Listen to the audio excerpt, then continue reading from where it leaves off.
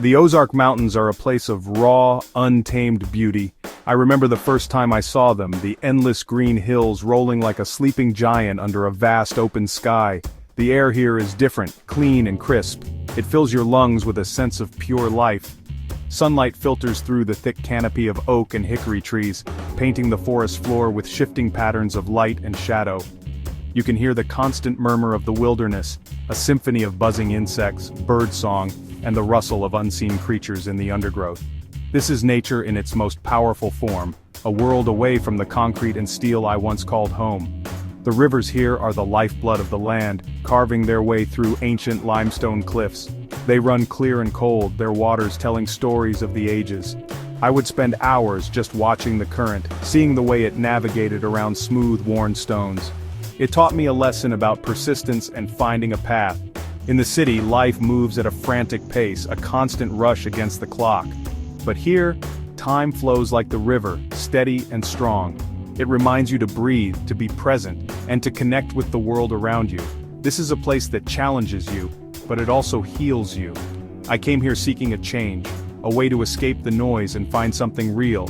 The city had drained me, leaving me feeling disconnected from the very things that make us human. The endless meetings, the traffic, the artificial lights, it all felt like a prison of our own making. I needed to feel the earth beneath my feet, to test my own limits against the unforgiving but honest backdrop of the wild. The Ozarks offered that promise, a chance to rebuild not just my surroundings but myself from the ground up, using the simple, powerful tools that nature provides. This land is ancient, holding the wisdom of generations. You can feel it in the whispers of the wind through the pines and the solid strength of the rock formations. Every sunrise brought a new sense of purpose, every sunset a feeling of accomplishment.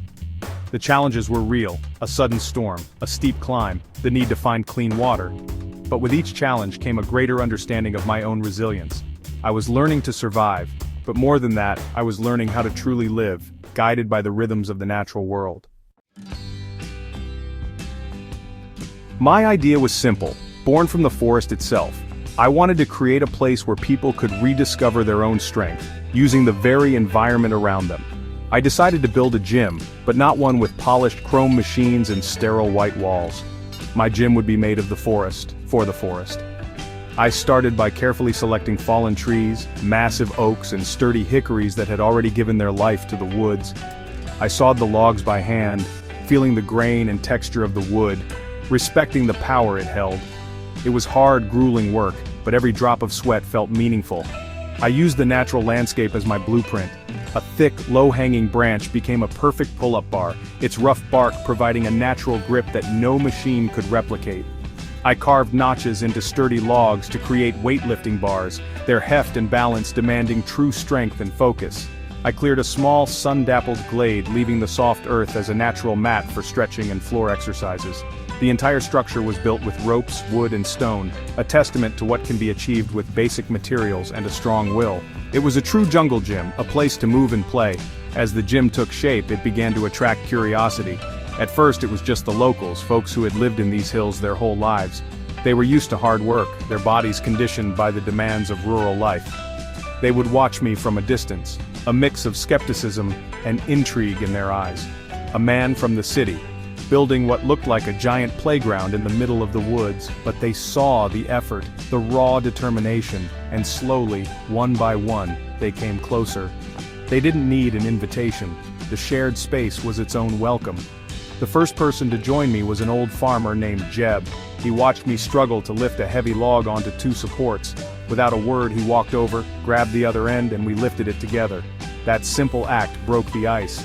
Soon others came. They brought their own tools, their own ideas, and their own strength. We weren't just building a gym anymore. We were building a bond, forged in the heart of the Ozarks. The sound of saws and hammers mixed with laughter, creating a new kind of music in the forest clearing. The most incredible development was the arrival of members from the local indigenous communities. Their ancestors had lived in these mountains for centuries, their connection to the land deep and profound. They saw what we were building not as a novelty, but as a reflection of their own traditions. They approached with quiet confidence, their movements fluid and efficient. They carried with them a wisdom that couldn't be learned from any book or modern training program.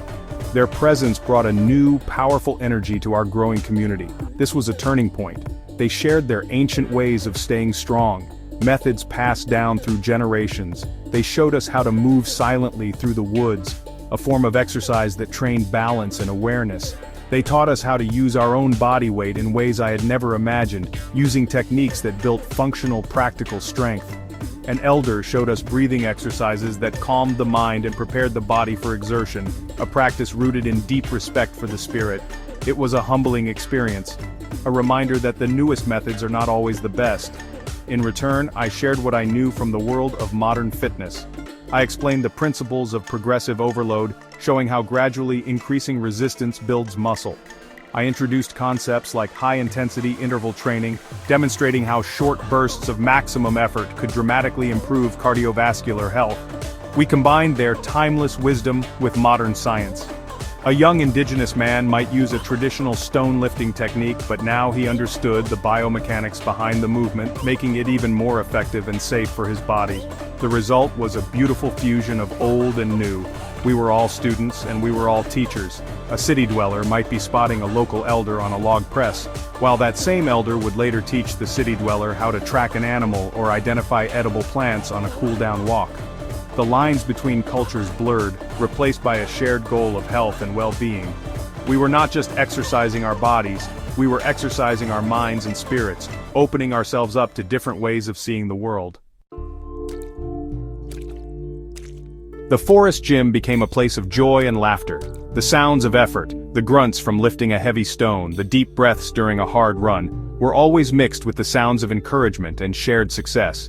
Children would come with their parents, their eyes wide with wonder. They didn't see it as a gym, they saw it as the ultimate playground. They would mimic the adults, trying to lift small sticks like weights and clambering over the lower logs, their laughter echoing through the trees. They were learning about strength and health through play. This space was about more than just physical fitness. It became the heart of the community, a place where people connected on a human level. After a workout, we would often sit together sharing stories and food.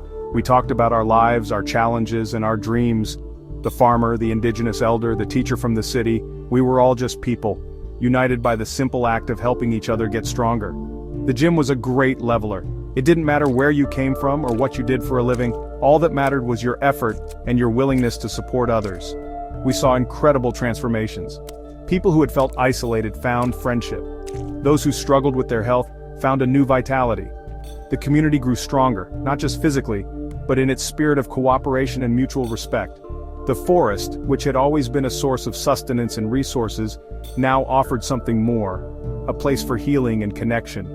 It taught us that our well-being is tied not only to our own bodies, but to the health of our community and our environment.